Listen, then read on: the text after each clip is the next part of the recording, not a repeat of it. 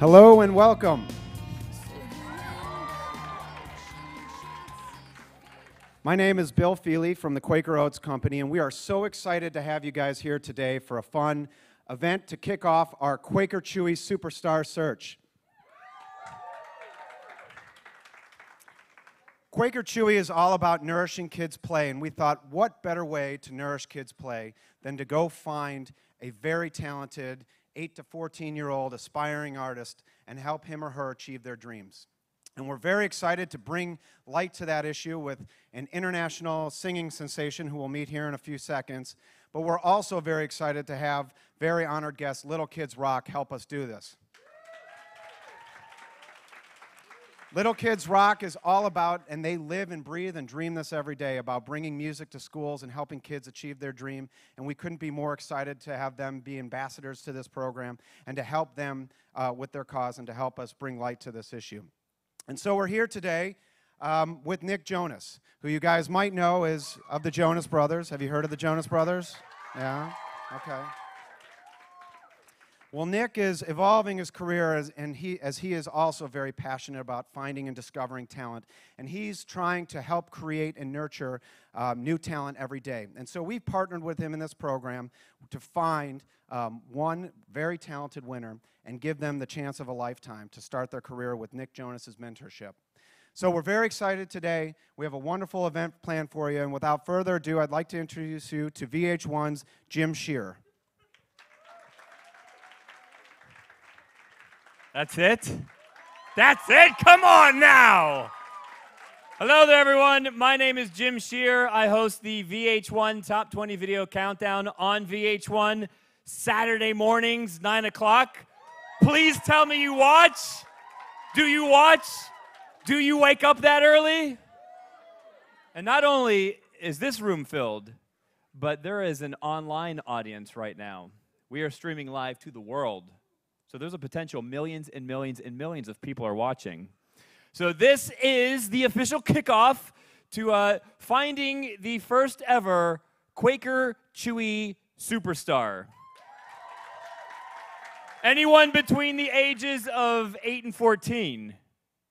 No? No one's between, oh, okay. Oh yeah, you got, okay. So you have a chance to become the first ever Quaker Chewy superstar. Do you want to know what you can win? If you win this contest, I will let you know. Are you ready? You will have a song produced by Nick Jonas. Yes, Nick Jonas himself. That means he'll be in the recording studio with his headphones on, and he'll be like, sing it again. You sang out of tune there. Sing it again. So you get that, $5,000. An online music video and a contract with Jonas Group Management. So, yeah, hey, yeah, all right.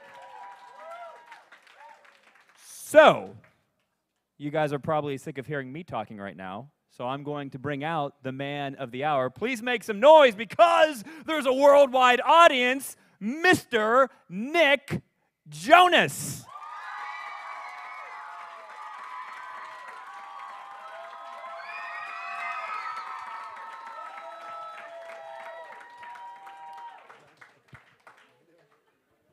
All right, Nick. Hello, hello. Thank you for having me here today, everybody. It's good to see all of you. You are overseeing the Quaker Chewy Superstar Competition, first one ever. What are you looking for? I'm really looking forward to this. I think it's a beautiful opportunity to find someone with clearly a great voice, but also someone that has a lot to say within their voice, you know. And I think that if I can find someone who is as passionate about music as I was at that age, then I think we'll be in really good shape, and I'm excited to see what kind of talent we come up with. Because when did you start your career? What age? I started professionally singing when I was 7. That's kind of hard to believe, but I did some Broadway shows here in New York City. I did that till I was about 11, and then went into some writing and recording on my own, and then with my brothers. So you're familiar working professionally between the ages of 8 and 14. I am, yeah. It was a really fun journey that I had, and I look back at it now, and I'm so thankful to have had those experiences. And more than anything, though, just to be around other creative people and people that loved music as much as I did, and you know, hopefully I can be that person for whoever wins this competition. And we did an interview earlier, and you said you're very particular about vocals. So if you do win the competition, he may make you sing a couple times. Yeah, I think, when I get into the writing and producing, my favorite place in the production side of things is producing vocals. And I feel like working with different vocalists, you learn so much about the way people work and how to get great results out of people. And I've had the opportunity to learn a lot about myself vocally, but now to learn about others is a really amazing experience. You're going to perform a little bit later on. I am. But right now, you're going to answer some questions. I'm looking forward to it, too. You have no choice. Do you guys have some questions? They have questions. Hold on. Cool. Let me reach into my back pocket, because we have some questions from Little Kids Rock. Nice. Is that true? Do Little Kids Rock? Of course, yeah. It's not just a catchy name. All right. Yeah, be a little bit more energetic than that. Do Little Kids Rock? It's like, sometimes. Sometimes we do. So we're going to take some questions from you guys. We're going to get some questions from Twitter. This one is from the live stream. Comes to us from the computer. Well, someone actually typed it into the computer to ask you. Got it. If you could give one piece of advice to an aspiring musician who wanted to be in your shoes, what would it be? I think the main bit of advice that I would give is just to keep your focus and know that there's always somebody else out there who is working just as hard, maybe harder than you are. And so it's important to keep that as a challenge and to know that should inspire you to your best level. And I think growing up, we were in a really musical home, my brothers and I, and our dad always said, yeah, there's somebody out there working just as hard as you are. So use that as inspiration and do your best out there. And it's a really good way to look at it, I think. Another question for the live stream. What do you miss when you're out on tour? When I'm out on tour, I miss a lot of things. We have a home in Texas that we get back to, and I miss being there. I have a dog that I have to leave behind from time to time. His name is Elvis. You have someone watching the dog, though, right? Oh, absolutely. All right. Give him water and food. I have really, good family and friends that did someone just bark? If you did, that's unbelievable. Because I definitely heard it. Wow, that's great. Sorry. Threw me off a little bit. He misses his dog. Come on now. Who did that? Please stand. Please rise. Nope, not going to happen. Up. No one's fessing up, doing the dog bark. Oh. All right, now it's your turn. We're going to ask a question. Or you have a question, right? Oh, yes. What inspired you to become a singer? I think it was just, growing up in such a musical home really inspired me in not only singing, but also writing music. My dad's a musician, my mother's a singer, and so we grew up in a home where music was really encouraged, and we always felt like it was something that we could use as a way to express ourselves as well. And so I think it's always just about that kind of connection for me as a person and as an artist. We have another question from Little Kids Rock. How long has music been in your life? Sorry, say it again? How long has music been in your life? How long has music been in my life? From the time I can remember. I feel like I was singing from the minute I could speak. And to now have it be what I do professionally is a really beautiful thing. Another question? How does it feel to go on tour? It feels great to go on tour. And it's always nice to get out and play for people that are supportive of your music, that know your music, and to get up on a stage every night and be able to sing songs that you've written and have 15 to 20,000 people singing along with you is unlike any feeling in the world.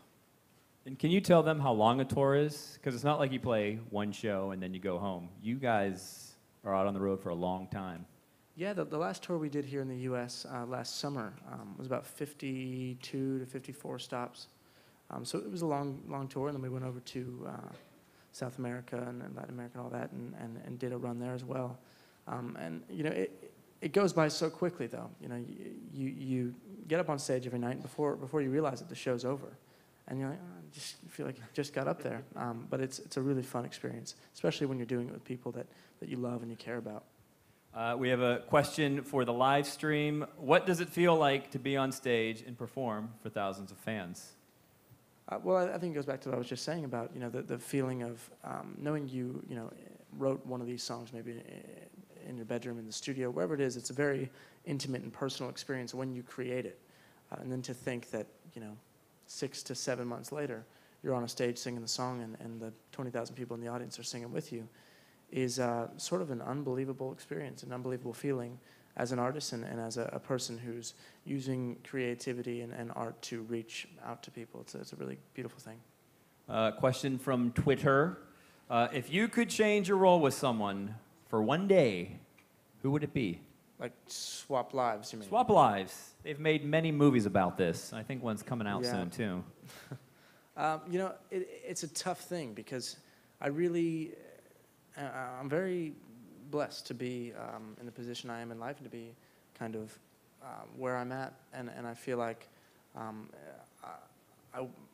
changing my life would be a bit of a sad thing to really think about. But if I had to, I'd say James Bond. But not Daniel Craig as James Bond, literally James Bond. Wow, okay. The real one that I, for some reason, believe exists. So not the actor. Not the actor. Literal, actually, James Bond. I believe there is okay. an actual. No, I don't believe that. But that's kind of my answer to that question. It's just James Bond. Okay. Another one from the live stream. If a fan came to you and asked you to produce him or her, would you?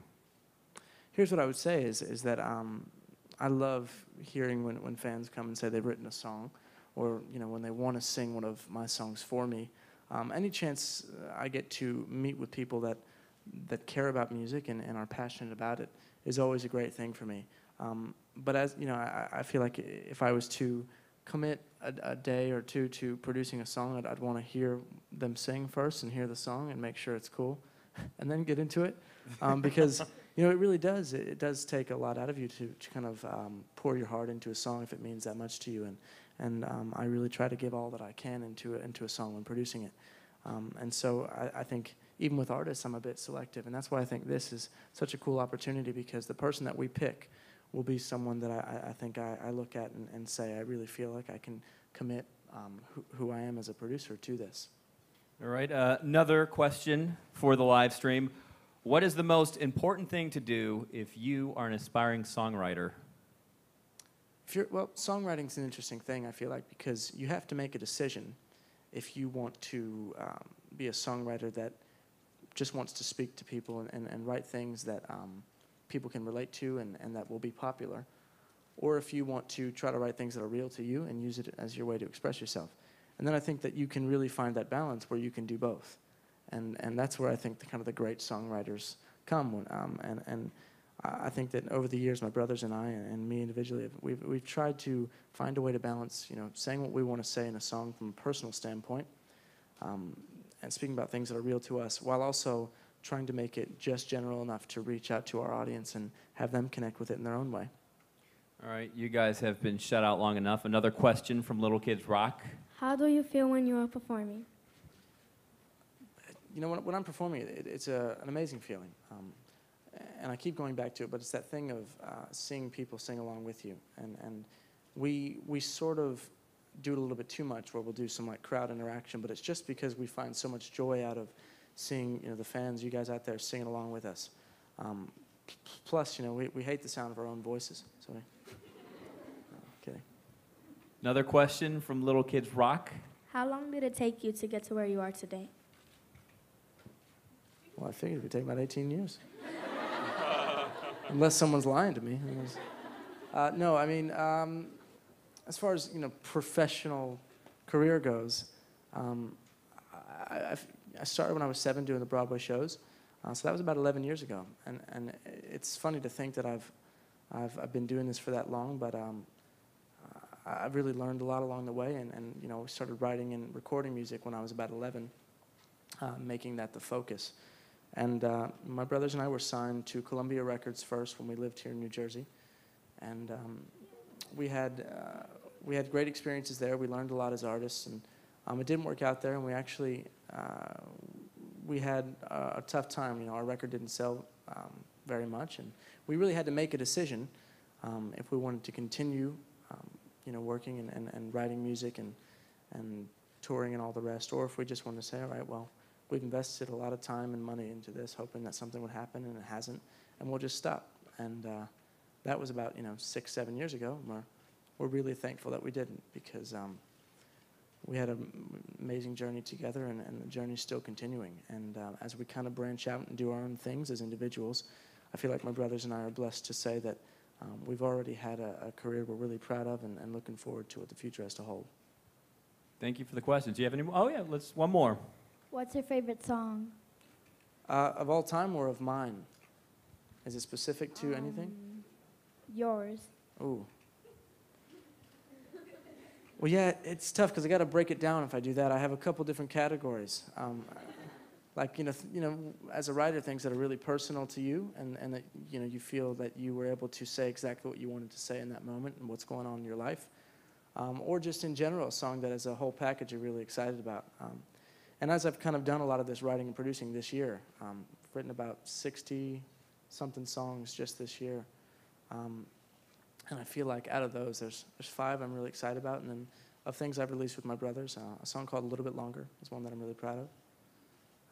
It's a song that's really personal to me about my diabetes, and I feel like everyone can kind of connect with it in their own way, which is a special thing. And then for our first single off our second album called SOS was one that I was really proud of as well. Cool. Thanks for the questions, guys. Now, we asked all those questions so you could properly warm up your voice. Are you properly warmed up? Yeah, I feel like my talking voice is kind of like a lot lower and softer than my singing voice is, though.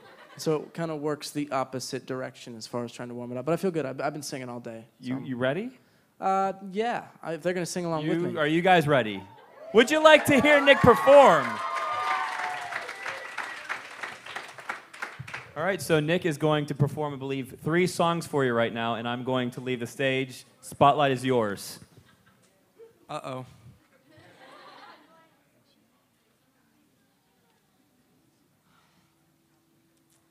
right, guys, I'm really, really nervous, really excited. This is my first time. No, okay. But I will say it's funny, you know, I did have the opportunity to do a side project record, which was really fun for me to kind of split off, and it's a bit different musically than the Jonas Brothers sound. And so I'm going to play a couple of those songs for you today. And if you know it, great, please sing along. It'd be really, really cool. And if you don't sing along, because then it's just going to sound like a bunch of mumbling, and we don't want that. But yeah, this first one's called Rose Garden.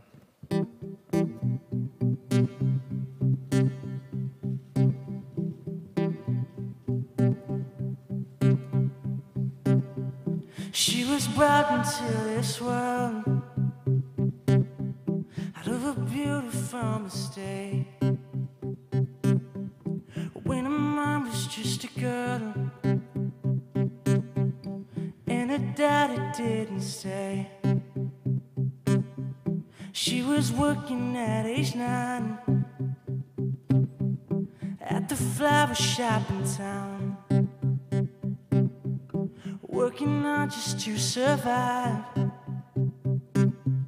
'cause life was throwing her around in the rose garden where the rain is falling and the thorns are sharpening. The rose garden, yeah, the rose garden. All right, you need to clap those hands now. There you go. Hey. She was young but not naive, no. Always was beyond her years, hoping that no one would see. Every time she dried her tears in the rose garden where the rain is falling and the thorns are sharpening. The rose garden, yeah. Don't let those petals fall. Don't let them fall on you. Don't let those petals fall.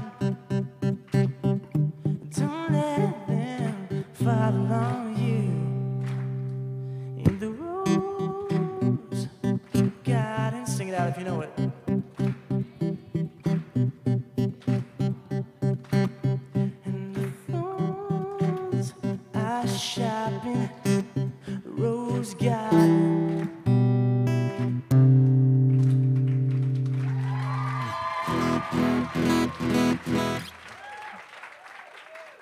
Yeah, very nice. It's a bit of a mellow jam. Sort of feels like a little too mellow for this environment, but I hope you enjoyed it. This next one's a bit more up-tempo, so I'm gonna ask you to stand up. But if you see a camera behind you, because we're live streaming here, just be cautious. Maybe just here, yeah, but yeah, that's cool. Hello everybody in the internet. Please clap along and sing to this one as well if you know it. Walk in the room, I'm a man on a mission. You're standing there and I feel that connection. I break the ice and I ask what your name is. Then I recall that we already did this. Somehow I missed it. Keep on moving. You did last summer when the grass was greener. Your hair was longer. If you become familiar with another in town, don't forget about the fun that we had last time around.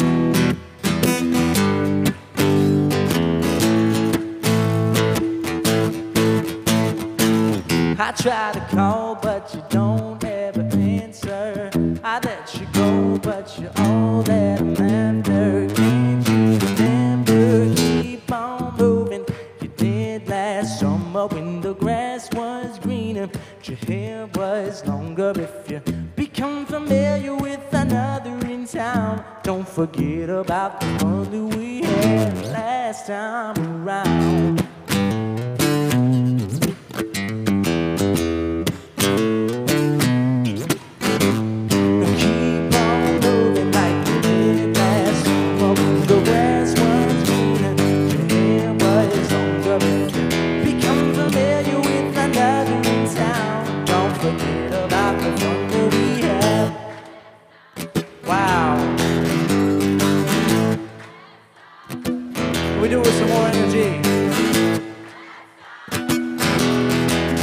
Pretty simple, sing along. Last time around. Oh yeah. Oh yeah. That's fun. However, I will say what was really funny about that is I start the song and I'm feeling it and I get to the second verse, and this is one of the things that when I talk about trying to find this artist and hopefully I can kind of give him some direction and some guidance, completely forgot about the first half of the second verse of the song, and then thought, oh, I cannot, act like I don't. I go, oh man. So just keep rolling is the moral of the story. So for all of you that want to be in music, when you forget the first half of the second verse, just go straight to the chorus. That's the lesson we all learned today. But yeah, this next song it was a single from that record, and it's a song that means a lot to me, and I hope that you've all heard it and enjoy it and connect with it in your own way. But if you know this one, sing along too. It's called Who I Am. I want someone to love me for who I am. I want someone to need me, 'cause that's so bad. I want to break all the madness, but it's all I have, yeah. I want someone to love me.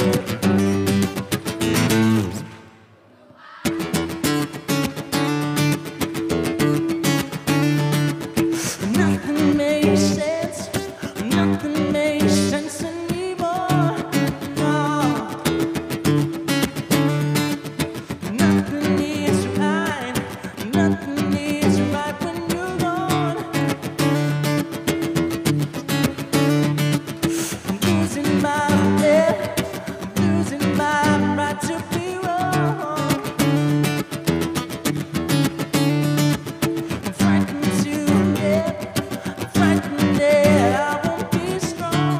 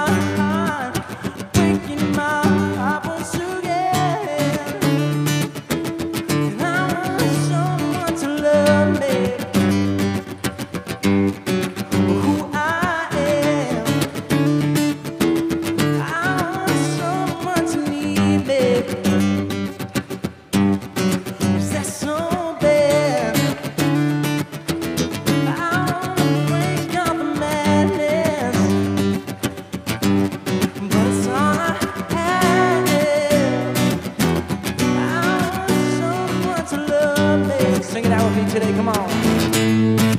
Someone to love, babe.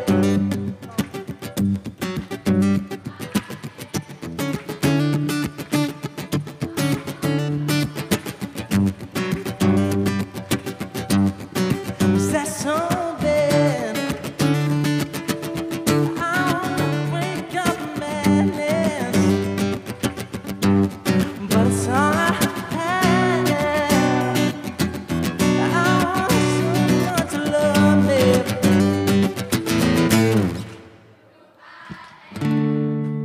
Thank you, everybody.